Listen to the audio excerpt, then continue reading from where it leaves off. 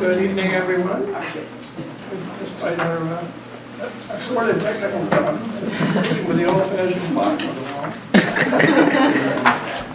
it's time to get ready. So I will call to order this meeting of the Urbana Park District Board of Commissioners for the month of March. And we, business would it be remote attendance, given that we have one commissioner not here, but we're not expecting that. So moving on, do we have a motion to accept the agenda as presented this evening? So moved. Second. As moved and seconded, is there any discussion on the board? Hearing none, let's do a roll call for Urbana. Aye. Aye. Aye. Aye. And that carries unanimously. And that brings us then to the public comment portion of our meeting this evening. Is there anyone here from the public who would like to address the board? Okay, see no sign of that, then we have new staff introductions, always a fun thing. You, Shane? Yes. Up first and then Jamil. Hello. I am Shane Newell, I'm the facility maintenance supervisor. Here to introduce Kyle Christine. He's the newest member of the facility maintenance staff. He replaced Keith Ework's position. Keith was like a construction supervisor, but that's since switched to like a maintenance technician position. So he has a lot of concrete experience, and we're looking forward to Kyle tackling a lot of those projects. So he has a lot of knowledge in that field. So he started, what, late January, early February, somewhere in there. So. February 3rd. Yeah, that's my start date. Start date. Welcome.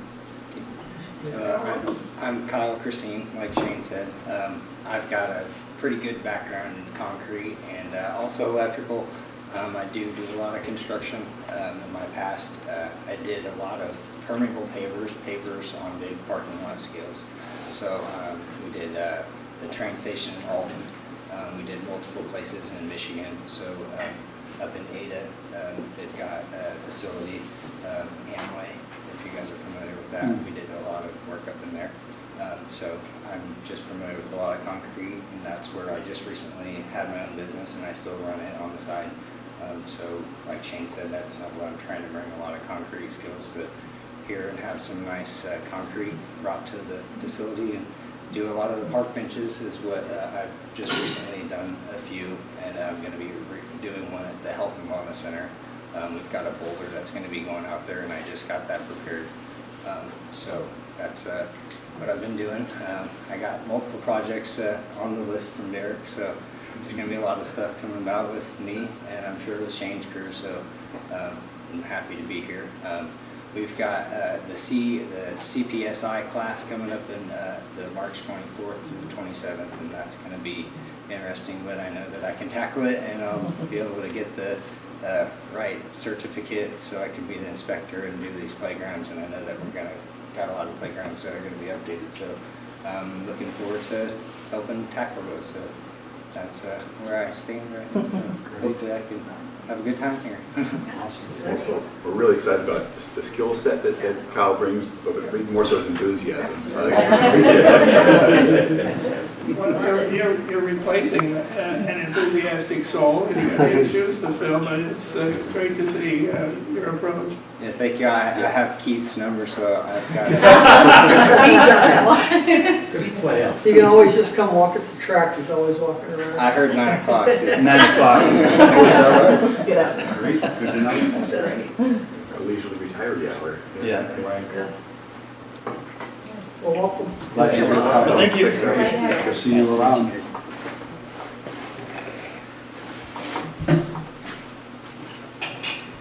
Next up, Jamil.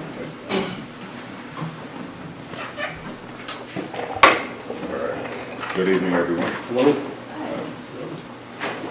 Introducing 1/3 of our DSW crew that takes care of our recreation facilities, Health and Wellness Center, Nature Center, Phillips, and then also assist with the UpDAC Pavilion and the water parks exterior restrooms during the summertime. So Corey Robinson.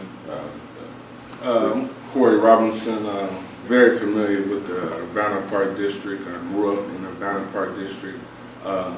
My auntie is Miss Jetta Rose, in which a pavilion was dedicated to her from the Park District. So I always had love for the Park District. So I bring my skill sets from the University of Illinois straight from there.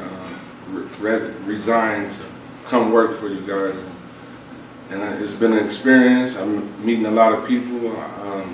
The staff is becoming like family to me. And my boss, Corky, they get on me a lot and keep me on track. But Come on, it's not that. no, it's love. It's love. But when you come into the Health and Wellness Center, cleanliness is the next thing to godliness. So I like to keep it, real clean. Like, it's a few donors that was there came to me and was like, take care of this place for me.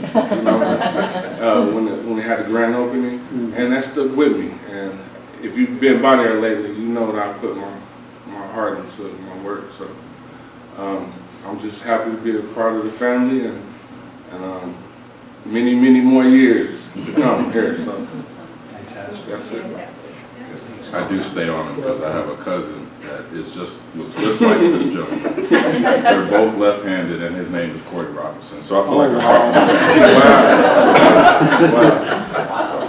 wow. So we hit it off pretty good. Well, welcome. Thank you. Thanks for having us. All right, thanks, Shamil. Thanks, y'all. Yep.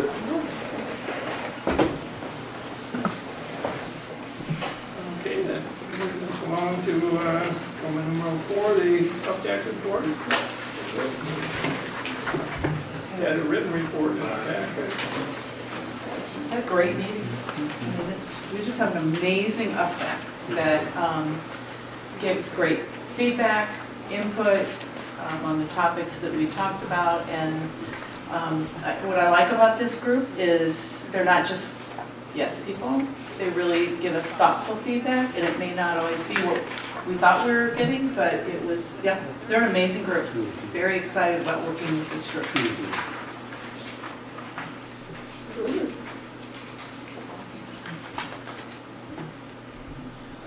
questions or comments on that? Move on to our consent agenda for the evening. Tonight's consent agenda is approval of the minutes of the February 4 study session, approval of the minutes of the February 11 regular board meeting, our 3 monthly departmental reports, administration, planning and operation, and recreation, action to accept the report and gifts listed with gratitude, and approval of the monthly petty accounts. For anybody who's watching at home, the rules of the consent agenda are that any single commissioner may remove any or all of these items from the consent agenda for separate discussion and action. And so I ask, is there any commissioner wanting to remove anything here from the consent agenda this evening? I see no sign of that, in which case I would ask if someone is prepared to move that we pass these items on to the staff. I move to approve all of the action items on the consent agenda and accept all the information items listed on the consent agenda in an omnibus manner. Second. There's a question the first, second. And under the rules here, once we have the motion on the table, there is to be no further discussion. So let's do a roll call this time, starting with Roger. Aye. Aye. Aye. Aye. And that passes with all 5 commissioners voting in the affirmative. Next on is the financial report. Good evening. We'll begin with our fund balance reports as per usual. The This report shows the receipts or the revenues and expenditures. Listing here the prior 12-month period, the budget for the current period, and the preliminary unaudited results for the 10 months ending on February 28th of 2025. Page 1, listed here as Sum 1, all funds excluding our capital improvements fund. Revenues for this period, $14,025,711. This is very similar to what we were last month and as well as this time last year. Expenditures are showing $12,251,287. This is a little bit above last month, about $500,000, and a little bit over last year, about $800,000. We are in the process of buttoning up health and wellness, so all of those last bills are rolling in, right? This gives us a surplus after 10 months, meaning excess of revenues over expenditures of $1,774,423.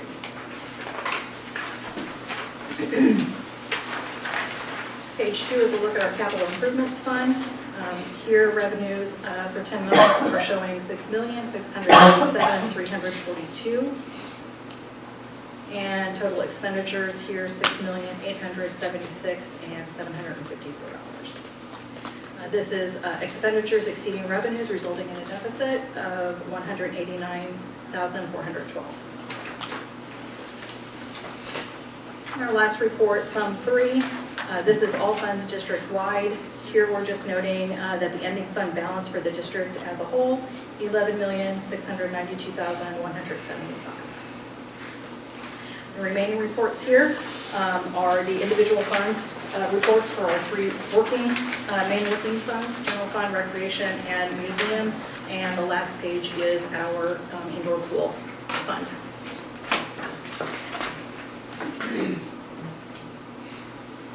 Moving on to treasurer's report. This report is the amount of cash the district has on a single day, February 28th of 2025. Noting my typo at the very top of page 1, still reflecting January, so sorry. February throughout the rest of this report. Noticing here that at the bottom right, total cash, $13,228,136.86. And that's not a typo.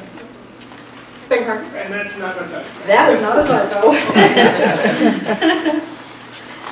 Page 2, the top of this report lists the amounts that we have in interest-bearing accounts. So of that $13,228,000 on page 1, $10,214,370 is out in investments at varying rates. The bottom section of page 2 is interfund loan activity. There is no new activity during February. And then the third page of the treasurer's report, this is the disbursements for the month of February. This lists vendor payments and payroll as well for a combined total of $1,165,412. I present you the treasurer's report for audit if there are no questions.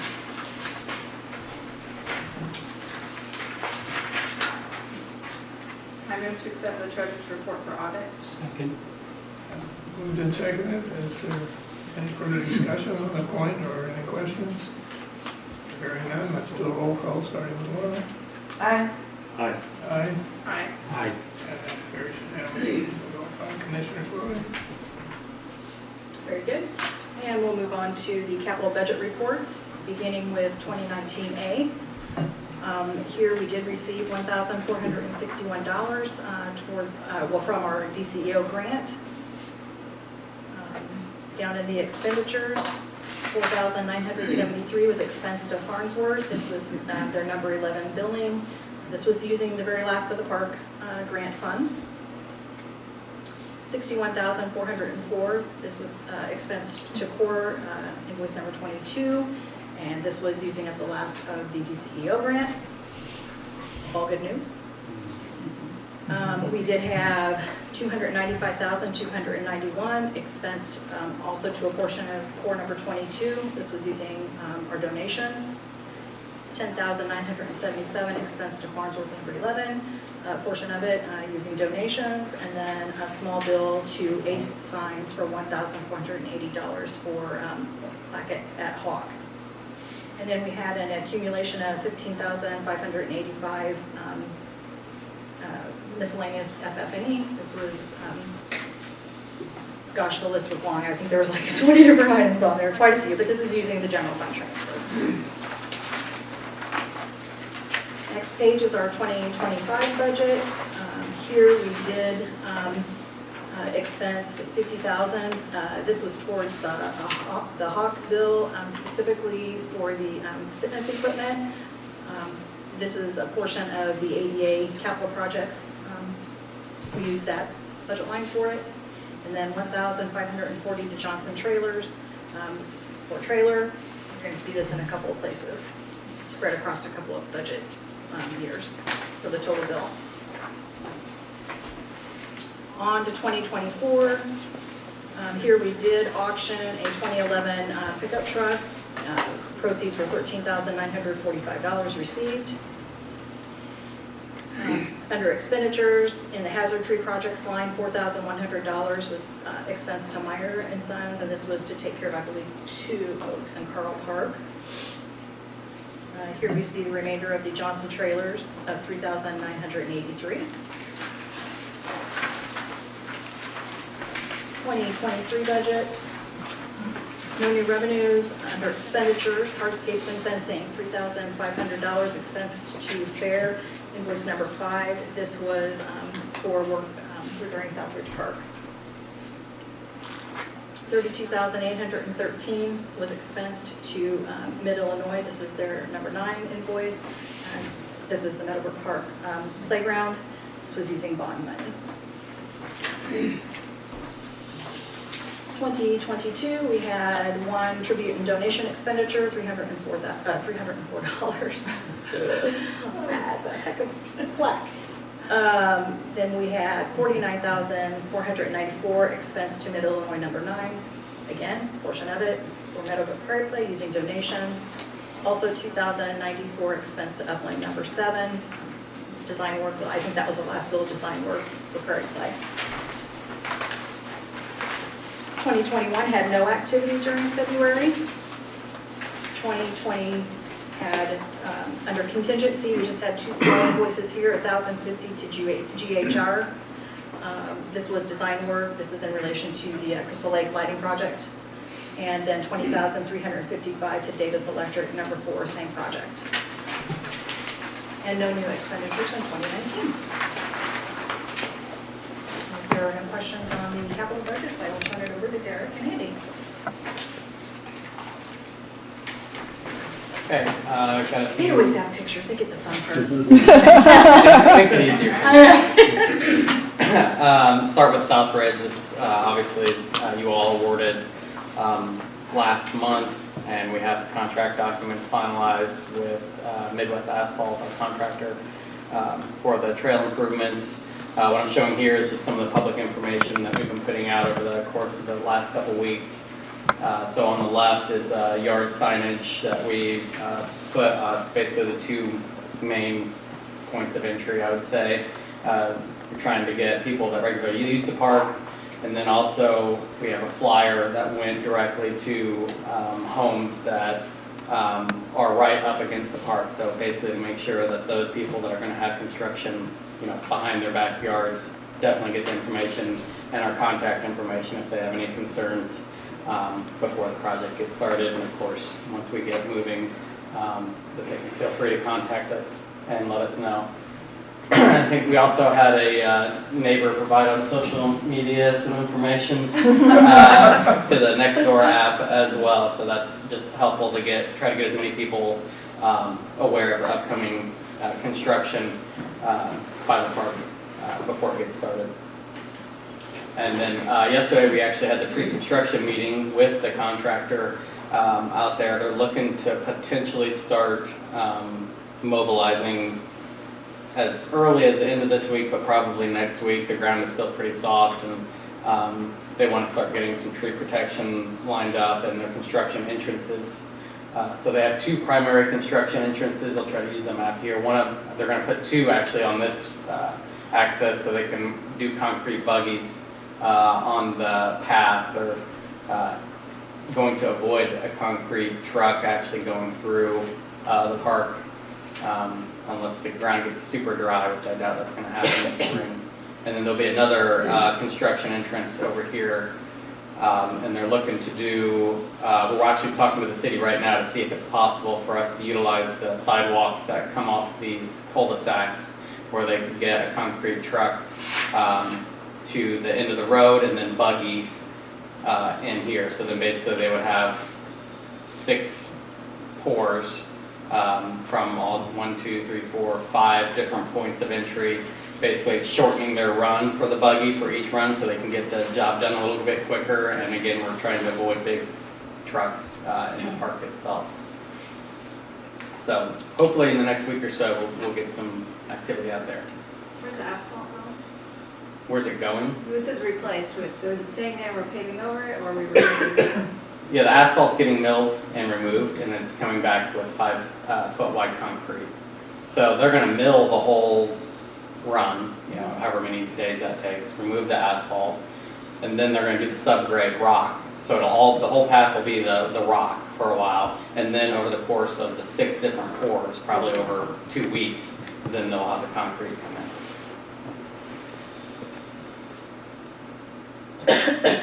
Okay, KRT, just keeping everybody updated on this one. This was also, obviously awarded last month.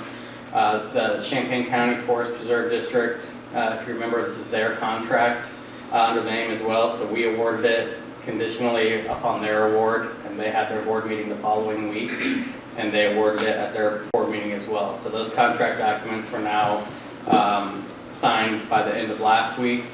And we're working with Mid-Illinois to start preparing for procurement, basically. And I talked to the estimator from Mid-Illinois today, trying to get up our system for how we want to process submittals. So they'll turn in submittals for our architect to review and approve. Once those approved, they can do purchasing. So the big item is the prefabricated the pavilion itself. So that's something we're trying to get the ball moving on because there's a pretty long lead time associated with that. So Polygon will have their own engineers stamp drawings before that even goes into production. And before all that happens, they need to get a submittal to Farnsworth to review and approve that. And so we could be looking at 4 months or so of a process before that structure is even delivered to the site. So another thing I was wanting to confirm with them is if we're looking at that main portion of the project not being delivered, for another 5 months or so, when are they looking at getting on site? Because we want to be prepared ourselves too. If we need to get more public information and just be aware of, when things are going to start happening at the park. And right now, without a firm date on when the pavilion is going to be delivered yet, which we won't have for a while, they're thinking probably about a month before that gets delivered. So my best guess at this point is sometime this summer, Mid-Illinois will start to mobilize out there. But we will know more as we move through the process. So that's our portion of the KRT overall project. If you remember, last month we also updated that the Forest Preserve did a bid and got good numbers for the tree removal portion. Well, that work's been happening over the course of the last week and a half or two.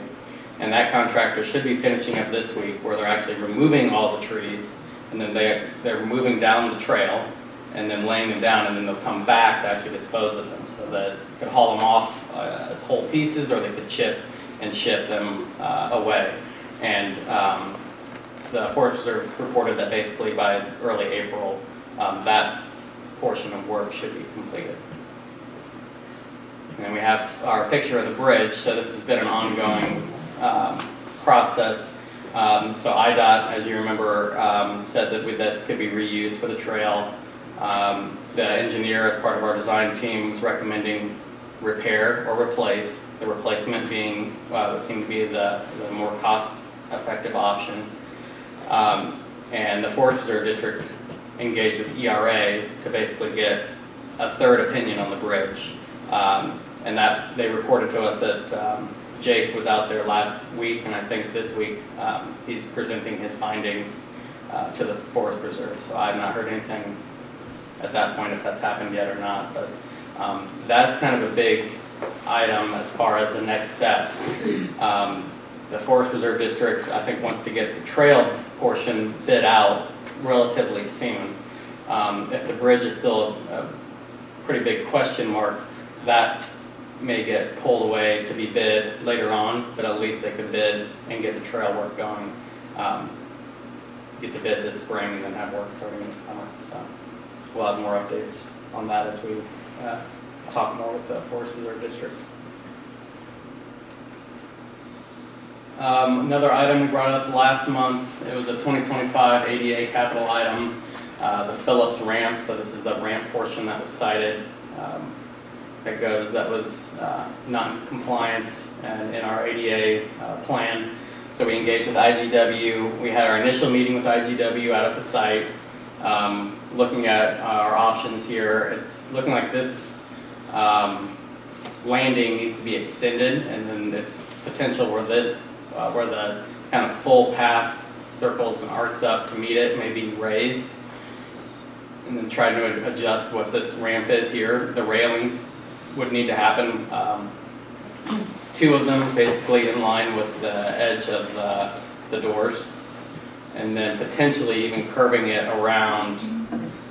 Just by our vision test, it looked like this portion is steeper than this portion.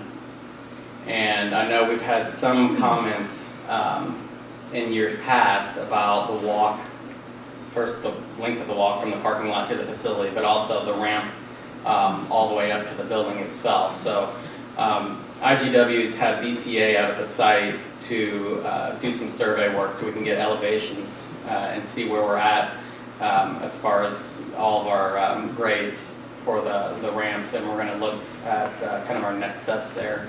I know internally we've also talked about over the past years too, and recently there's a good opportunity for a bench pad along this route here too, so it gives people an opportunity to step off if they need to and have an area to take a break before making their full move to the facility. So I think IGW is going to have something for us to review after that survey has now been completed later this week, and then Janet's been involved with the process as well, just looking at schedule. It's something we're hoping we can do after camp season sometime this fall. And then I talked about Canada shed last month, but after I was like, I should probably show pictures of what we're dealing with. This used to be utilized by athletic, the ball field staff. This was kind of their main. Derek can correct me if I'm wrong, but I believe this was the main storage site. They kept all their equipment and everything probably back in our 901 days. That's right. So now it really hasn't served a purpose much for us. Athletics, recreation staff may have put a bag of equipment in there on occasion for kickball or something, but it's basically been sitting empty. It's been on our prioritized list for a number of years. It's budgeted 2025 capital, so I just wanted to kind of, if you're wondering what that looked like or we're trying to remember, this is the building itself. And so we're working towards demo late summer, early fall. And right now I've been working with Shane as well to get prepared for utility relocation. So there's electrical, there's a box in there, and there's water. We obviously still need the electrical for the lighting for the field. There's also a scoreboard there. And then Rich had noted that the grounds ball field staff do use water in their field preps as well. So we're going to have a box in the ground to have a hose bed for their work. So we're working on utility relocation. We're also required by the state to have asbestos testing for any demolition. So we've got MET now under contract to do some asbestos testing. I've sent some pictures. He doesn't think we have anything, but we're required to do the testing before we do any demolition work. So he's going to come out in a couple weeks and get some samples for us and start moving that process forward.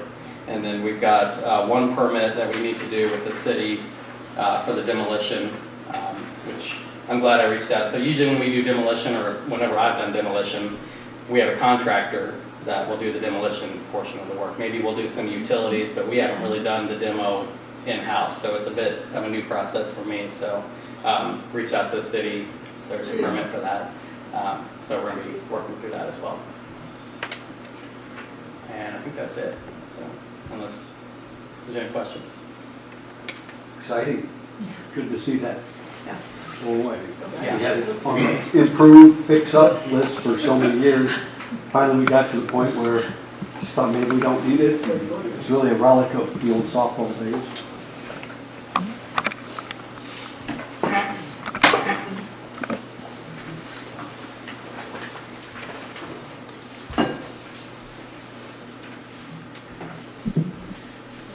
Is there any further questions? Let's move on then to the executive director's report. Let's see, we'll start out, as we often do, with some stats from the Health and Wellness Center. Ask Courtney if he could give us an update on what our numbers are. Yeah. Keep us tracked. Absolutely. So far, we've given out around $10,000 of the OSF scholarship money. So that's for family memberships, for individuals that may need some help. The overall number of memberships is 1,132, which is phenomenal. And we have a total number of visits to date as of yesterday at 15,975 visits for 2 months and a week.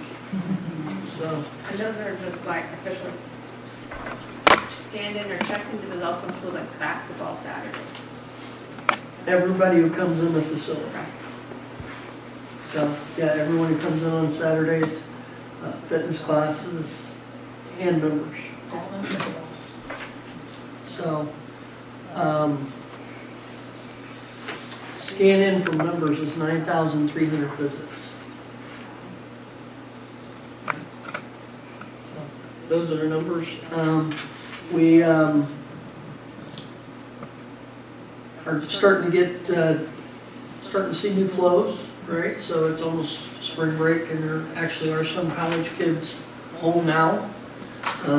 So we're starting to see some of them come in when they're home on the break, so that's cool to get some new individuals in there. But all in all, everything's going really well. We've done a few adjustments on daily memberships, especially with the youth, and making sure that we get information on youth when they come in, just so, you know, if they're just paying daily, just making sure they kind of sign in to our system so that, you know, if we do have any issues, at least we know who people are.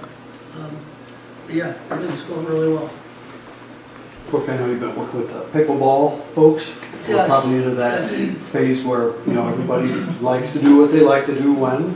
And so I call it growing pains, finding our first year cycle. And but I know you've had a couple of discussions going with that. Anything to share? Several meetings. I did actually have a meeting though late last week with a couple of people that kind of organized the group. And one of there's growing pains. So you get like 40 people in there at one time. We've got 3 courts set up for pickleball.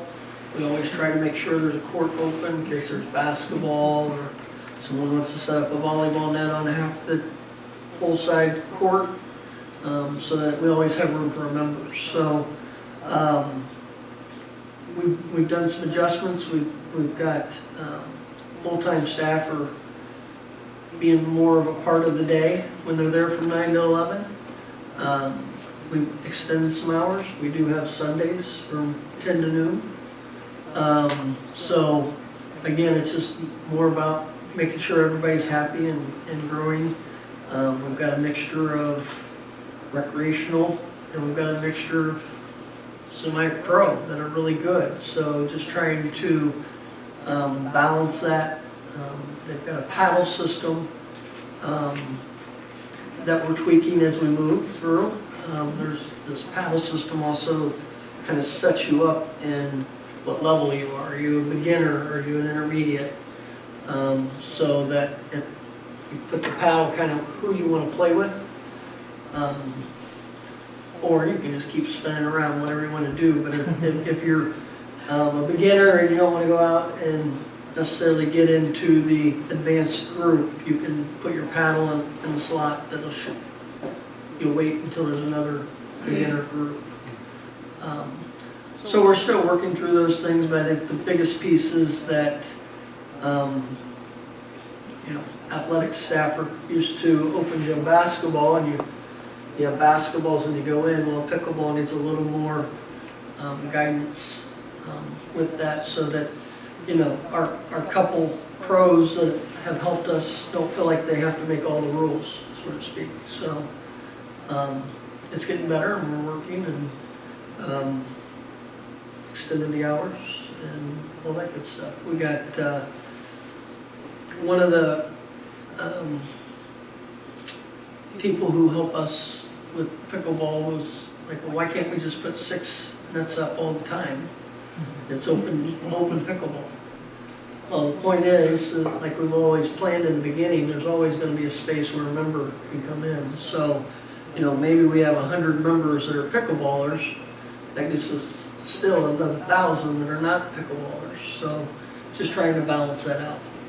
And we have the flexibility, and that's where our staff come in, that if we need extra courts, we can add them. But also making sure pickleballers know that if we need that, we have to pull it down, and you still have your 3 courts, but you don't have all the courts. But ultimately, there's been a couple little hiccups, but besides that, it's gone really well, and everybody's enjoying it. So It's a great place. And I'm playing on Sunday mornings. So. Yeah. No, it's a good group, and it's working out well. Well, the other piece is too, just so people know, is we have pickleball from 9 to 11, but we keep pickleball nets up till about 3 in the afternoon. So there's more opportunity during the week. So there's more opportunity during the week. If you're retired, but not. Right. Or a night shifter. This is why I'm playing on Sunday mornings. Yeah. I'm advocating for a regular open Right. gym on Sundays. That's right. No, because I think there are a lot of people who are still working, or they're working in school districts, so maybe they can play. Yeah. They can play at 3, but they can't play before that. Right. So. Well, and part of the discussion that we were having is, we have volleyball one night a week for 3 hours. That's it. So there's a lot more opportunities for pickleball Absolutely. than there are for other activities. So that's why we got to make sure we do the balance. Right, and the Sunday afternoon basketball is awesome. Yeah. Always full. People playing basketball. So. Yeah. Other comments, any other comments on health and wellness while we're on that? I'm just curious, okay, you've expanded the hours. Can you tell if this resulted in a bump up on daily admissions? Well, I can't really justify just for that reason, Mike, because we've also done some things with our government agencies to give them opportunities to get memberships. But, I mean, we started at almost like a week and a half, 2 weeks in, we switched to the 6 a.m. But I can tell you from the beginning, when we started at 6 a.m., we may have had like 6 regulars come in at 6 a.m. Now it's getting to be closer to 10 to 20 on most days. So it's growing, and I'm sure, at least from some of the government agencies, they need that 6 a.m. so that they can, the staff can come in before work. So I definitely feel it's helped. And again, when we did that, we had like 700 members, and now we have 1,100 and some, but I don't know if it's truly only because of 6 a.m. But there are more members financially supporting the extended hours. Correct. I'm sure the folks lining up before, waiting outside are happy. We're open at 6.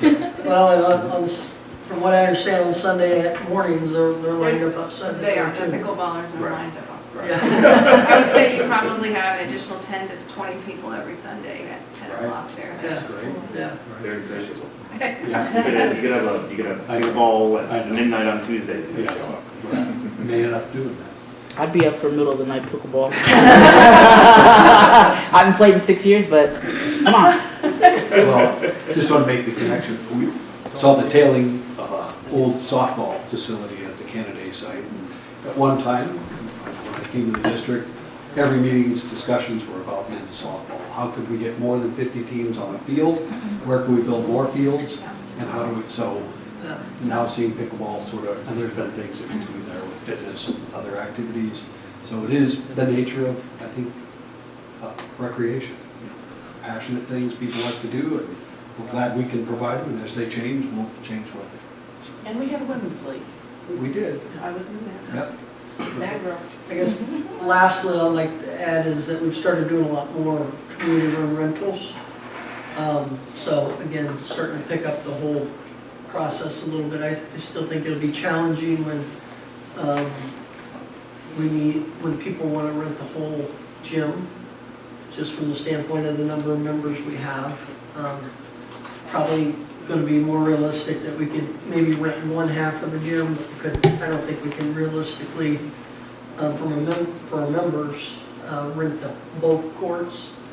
But we'll see as time moves on. But I think the community room itself, one day we rented it twice in one day, so they're starting to pick up. What about the fitness areas?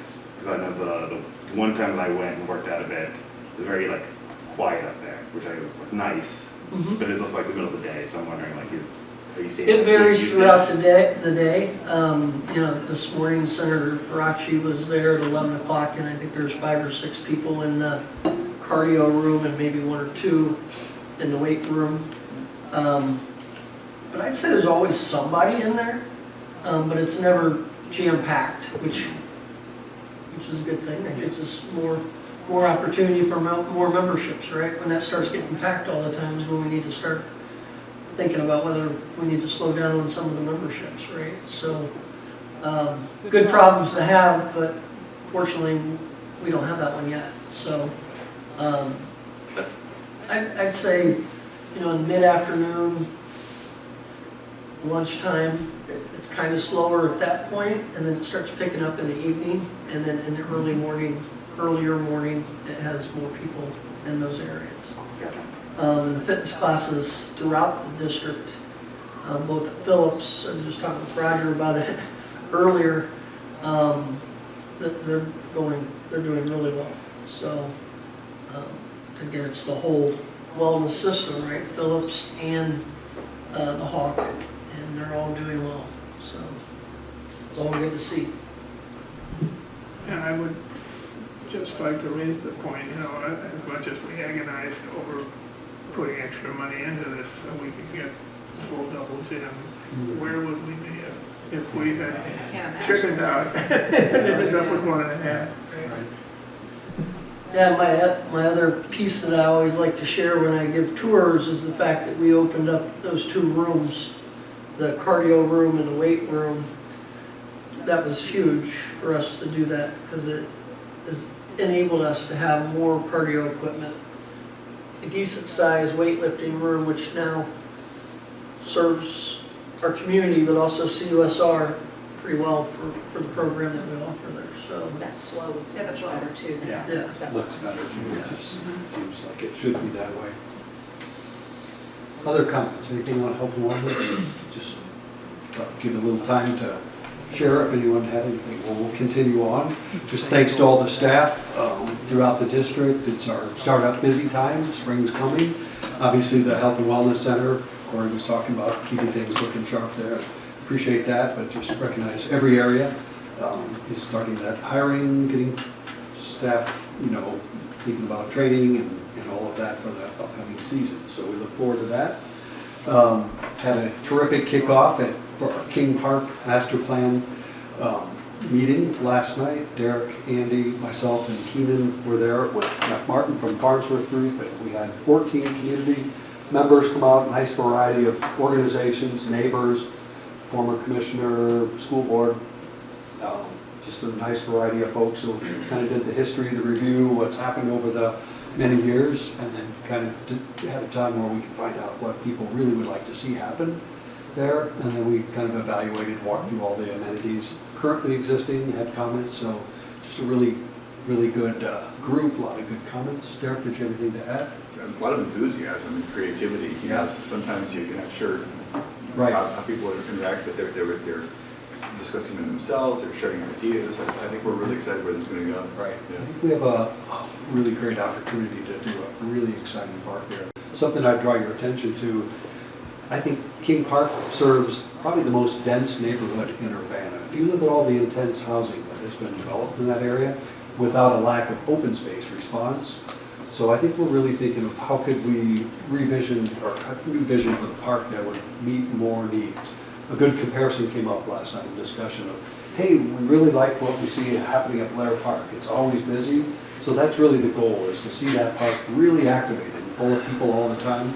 So the things we learned at Blair Park and Crystal Lake and some of our more successful, I think we want to kind of take a fresh look at that. Had a good discussion of the opportunities with the Preston Jackson sculpture, Byways to Equality. We think that could be a real, entryway piece, could really do some attractive streetscaping right there at the edge of Lincoln. So stay tuned. I think this is going to be a great group to work with. We'll be coming to you with some new information. So we're off to a good start. Appreciate Jeff Martin's good work. He's excellent to work with. Just want to report, Laura and I attended the annual TIF and Enterprise Zone meeting with the City of Urbana. That was held on March 4th. Had a really good discussion. Obviously, it's all about growth in Urbana. One of the best bits of news we heard, there were, I think, only 50 plus lots that are platted that are left and available. Now, that doesn't mean there isn't other land that can be platted and sold for properties, but the ready-to-go-to off-the-shelf properties are really moving. Stone Creek, we looked at that. I think the South Ridge, Myra Ridge neighborhood is another good example of areas that have really filled up. So we're really excited. I think they're doing about a little over 50 home sites a year. So next year that could possibly tap out the existing lots. I hope our developers are listening. If anyone's watching at home, we'd love to talk to you about our opportunities around our parks that would really create great communities. So let's stay tuned and see what good news we can have there. I did want to mention the city did add some new, with two of the TIF projects, they have metrics that they've assigned to some of the businesses. So that's always an annual discussion. You sometimes do see new businesses start, they get some support, and then in a year or two they're gone. So that how do we keep those businesses as viable? That's a lot of startup businesses don't make it, but they did see an opportunity to put some metrics of visits, numbers. So we think that's a good direction. Lastly, I think Laura and I just wanted to emphasize, for future TIFs, I really would urge the staff and board to think about TIF agreements so that we're able to guarantee something out of that. I'd use TIF 3 as an example. Again, the city might have a different perspective because their goals are different, but for us, we say give up our tax dollars so we can go to work in a new way. Hopefully the improvements will elevate the EAV, and then over a time period, we all get a return back that's increased. So that's the ideal way to get a TIF working. But if you look at TIF 3, that's part of litigation and tied up, and the improvements were done and the money spent, and it's just not coming back. So maybe there's an opportunity for agreements where you can sort of calculate what your needs are. Maybe it's based on your needs or what's happening in that zone. But some other way, instead of just hoping for good luck that things work out. So again, I know all the staff are working hard, trying to attract businesses, put those dollars to the best use. But I think where we look at, I think it's TIF 4, the Ambucks, Chief Schumacher, we had, I think, a better arrangement there where we had projects that we could bill and get dollars, to come back to us in a more timely manner, not something that happens in 30 years, from now. So again, let's see. There was some talk about new TIFs or combining or extending. So I think those will be opportunities for new discussions in the future. Laura, did you recall anything else that Nope. we talked about TIP 4 is sharing? working in that respect for us right now, which is nice, so, we just send them the copies of the bills that we paid in the last year that are in relation to those 6 parks of ours, and, we do get reimbursed on that right away for them. They did talk about TIP 4 being extended for 10 years, and, don't know how that really benefits us. They talked if they extend it, going further north, the Cunningham corridor, again, it doesn't really benefit the district. Our needs are a little bit different than the cities, so, but yeah, overall, I think, we should probably consider those things and how they best benefit the district. And then we're always hopeful that TIP 3 will get a breakthrough, and maybe that'll be in our rearview mirror. So we're hopeful that maybe some news in the near future about that. So stay tuned. Moving along, a lot of various notes. The list kept adding. We've had 2 of our legislative meetings. It's that time of the year.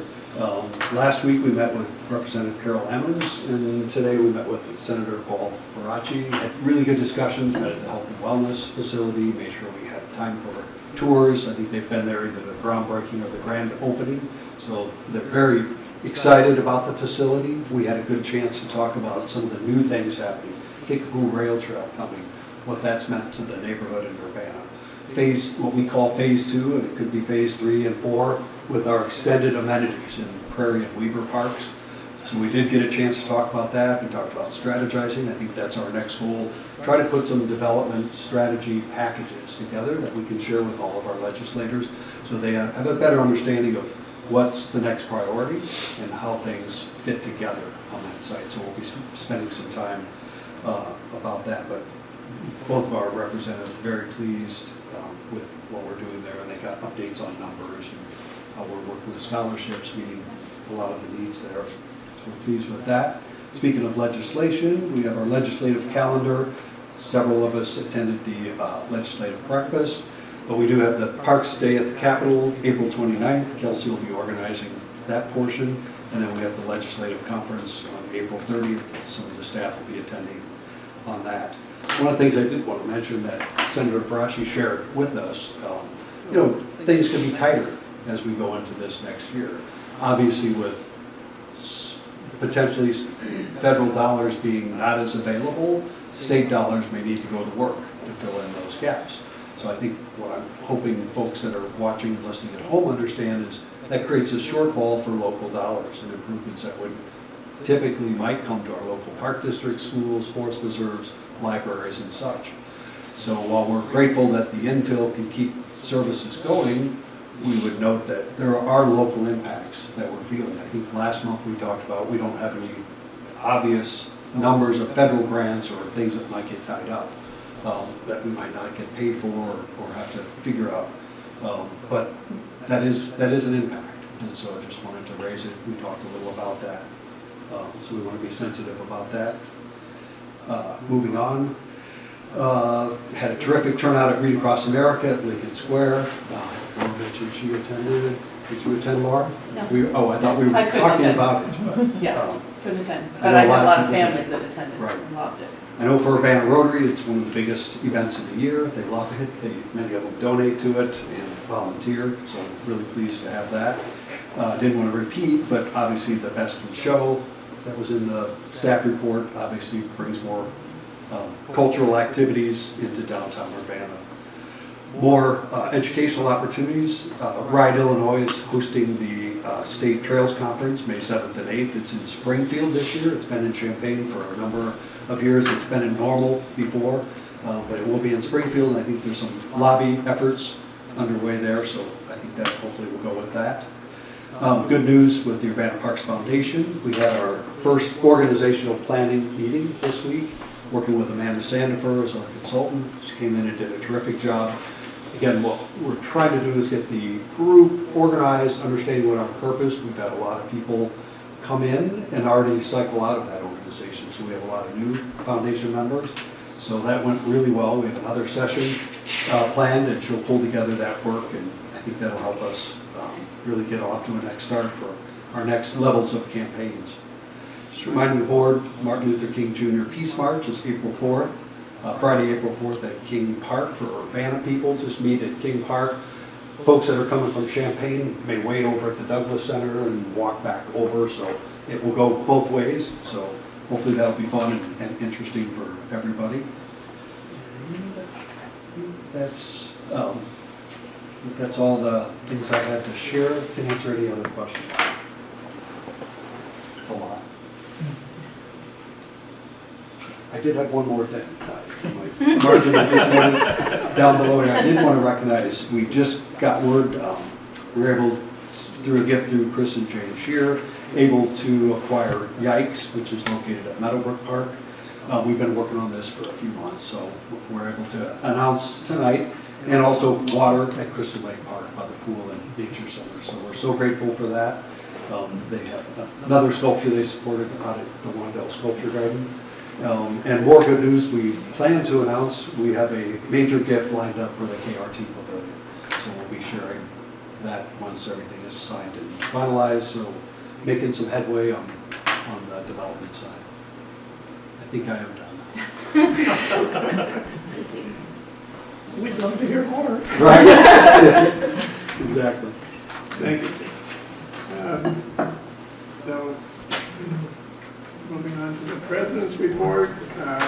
We have way too many upcoming meetings. I hope people saw the updated schedule for the ED surge, which includes, although I don't know whether it's going to end up being 3 or 5 p.m., but a special board meeting on March 25. So we have that on your calendar because that's going to be an important meeting. Board study session on April 1st is going to be wage and benefits review for the coming fiscal year.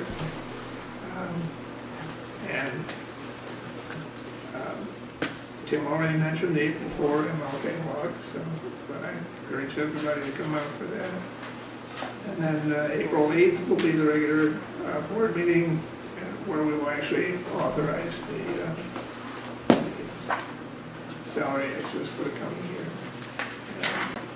except the preliminary budget. So, all things to look forward to. And that's it for me, unless there are any questions on those.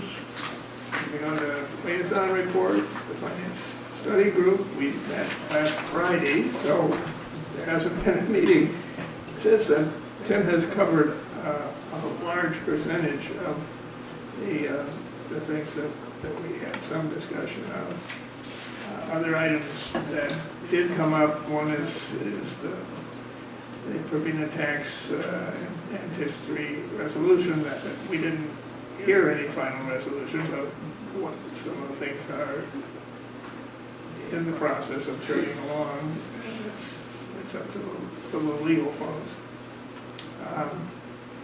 The updates for the Health and Wellness Center, I think I've all heard all of that here tonight. And the public art that we talked about, Tim just covers the majority of that as well. There was some discussion of the wage and benefits for the coming year on what some options are that the staff is trying to work through. And we'll be bringing forward coming up in April.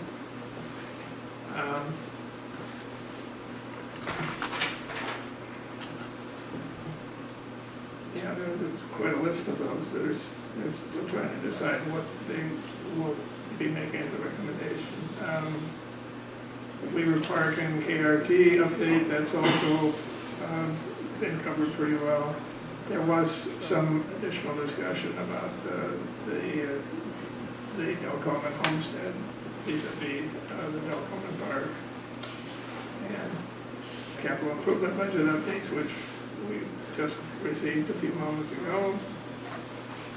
So I think that pretty well covers it. Is there anything else? You didn't mention the discussion about portable toilets because there's no finance study group meeting that is complete without talking about it. Well, yes, and that's on the agenda tonight. Yes, it is. So, I mean, we got the preview. So No, you covered it all. You and Tim covered it all.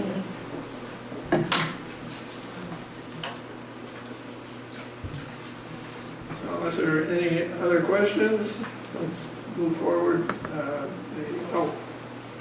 And our next meeting is April 4th, so April 4th is going to be a busy day. It is. So the policy study group, I get it. We met February 19th, I think. Discussed some policy updates that we'll be presenting, a lot to do with video camera and recordings that we'll be presenting at the April board meeting, board packet.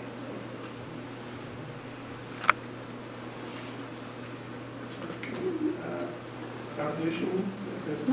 I was not able to attend. My doctor decided I should come in and speak to her, so instead, so.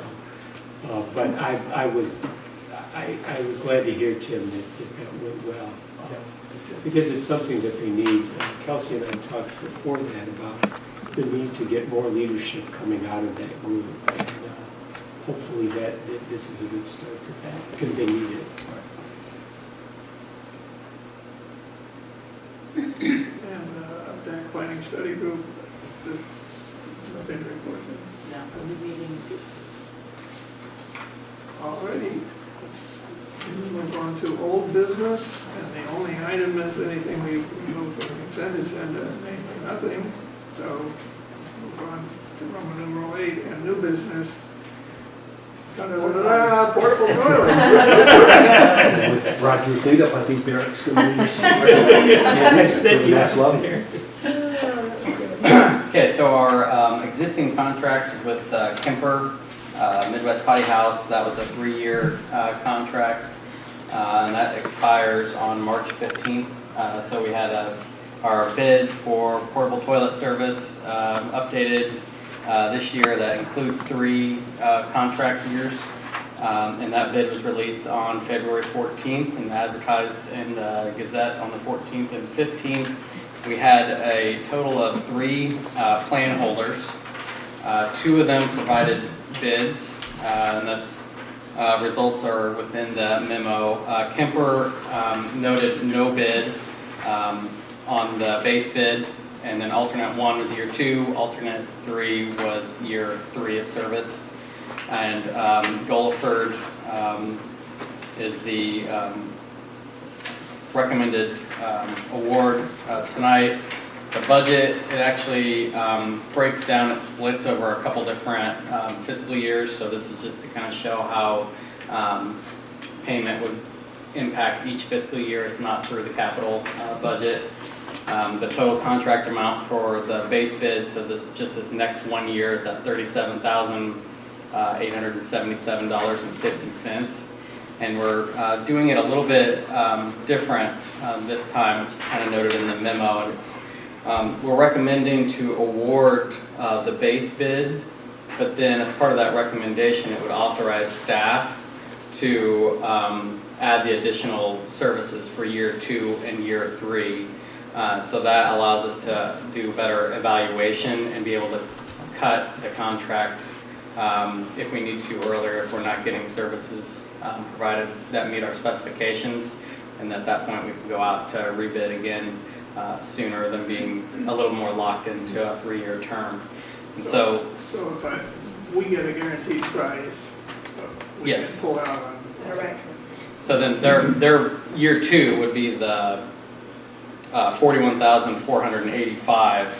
Next winter, we can evaluate how that first year is gone and then go ahead and authorize the year 2 and 3, or in the following years, subsequently year 3.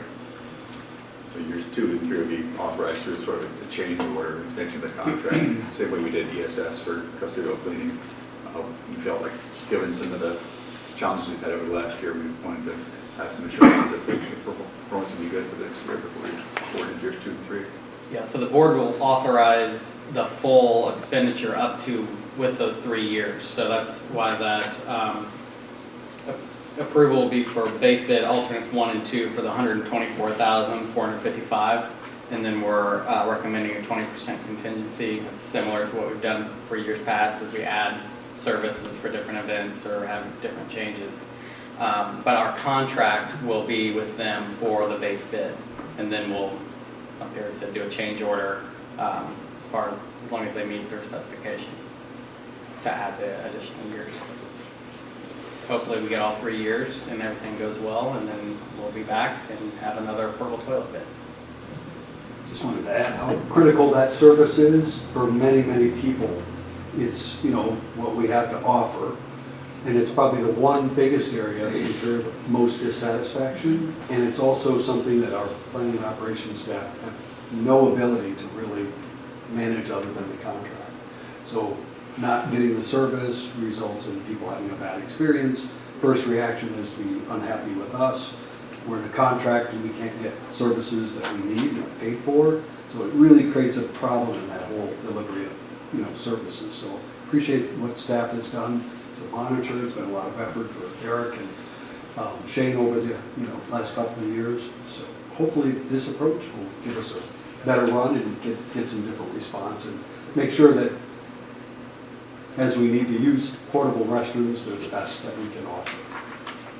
I just have a question about the process. So you say that we had we submitted to 3 and 2 people submitted, but Kemper providing no bid is a submission. They literally turned in a bid, It and said on the no bid bid. form, it said no bid for the base and both alternates. And I'm just curious, is this consistent with like the last 3 years of our contract? Is this pricing considerably higher, about on Yes, par? so I know the last 3 years, we had 2 bidders, it was the same 2 bidders. The pricing's relatively close. Our existing contract for year 3 is a little over $30,000, so that's what our current payment is, so this is bumped up a little bit. But we did also add another toilet by the outdoor pool. So we did add a little bit more to it, but it is a little bit more. But yeah, these have been the basically 2 bidders, as far as I know, Okay. for every bid we've had for quite a while. This also gets us compliant with ADA. It does, yeah, so the existing ADA units that we have are not truly ADA, and that's going to come under audit, and so these extra large units actually cost a little bit more as well. And then our low bid, our recommendation for Gulliford, their price actually dropped a little bit to the previous bid. So I think it's, given all the research we've done and all the documentation of service both here and elsewhere, other agencies, we feel like this is going to really take care of an issue we've been having for some time. Let us know, as you're out and about in the parks, how it's going, we'd like the feedback. One thing that we've noticed when we walk there early in the morning is that probably more than half of the people that use those restrooms don't use the park itself. Is that right? Yeah, they stop in for various reasons, which, is actually a good thing. We're providing a service, it doesn't cost us anything to do that. So. Same thing at Blair. Is that right? Yeah, it is at Blair too. I mean, I see all kinds of service trucks Right. that pull up Yes, from one of our police officers to Yeah. Amazon, to, on and on and on. We have that at our Garbage buildings, trucks, Lucas building, they're all used, Corpus buildings here. But they always, no matter how cold it is outside, they always go to the pavilion door first to check it. To see it. And then they go back to. Hopeful hunting. Well, I moved that the Urbana Park District Board of Commissioners award the portable toilet bid and authorize staff to approve subsequent years for alternatives 1 and 2 for $124,455 with a 20% contingency of $24,891 for additional services over 3 years to Guilford Services, Inc., doing business as Illinois Portable Toilets. Second. And that's been moved and seconded. Is there any further discussion or questions on the point? Hearing none, let's do a roll call, starting with Roger. Aye. Aye. Aye. Aye. Aye. And that carries unanimously with all 5 commissioners voting. And action to approve the park walkers agreement. Ladies got that? So we're excited to bring to you all an agreement for an additional 2 years of the Park Walker program. We've done this for 3 years now. It's a huge help to our staff, particularly in the busy summer months. It seemed like during COVID, we saw a real uptick in not only park use, but also park trash. This continued on. Also, we've noticed that with our windier weather, we're finding more and more trash blown on our properties from adjacent properties. So it's a really important service, and we know it's also important to DSC. It's an important source of employment for their clients. And so we recommend awarding the next 2 years of DSC park walker service, and happy to answer any questions you might have. I move that the Urbana Park District Board of Commissioners approve the 2025-2026 Park Walkers Agreement for a not to exceed total of $37,750. Second. Moved and seconded. Is there any further discussion or questions on the point? Hearing none, let's do a roll call, starting with Laura. Aye. Aye. Aye. Aye. Aye. And that also passes unanimously.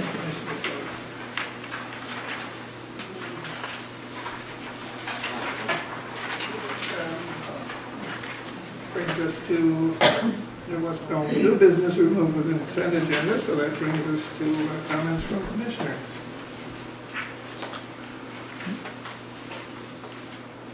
So no comments.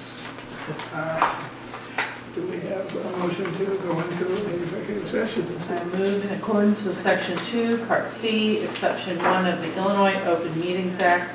I move to adjourn to executive session for the purpose of discussing an employment matter. That's moved and seconded. Is there any questions or any discussion on that? Hearing none, let's do a roll call starting with Roger. Aye. Aye. Aye. Aye. Aye. Take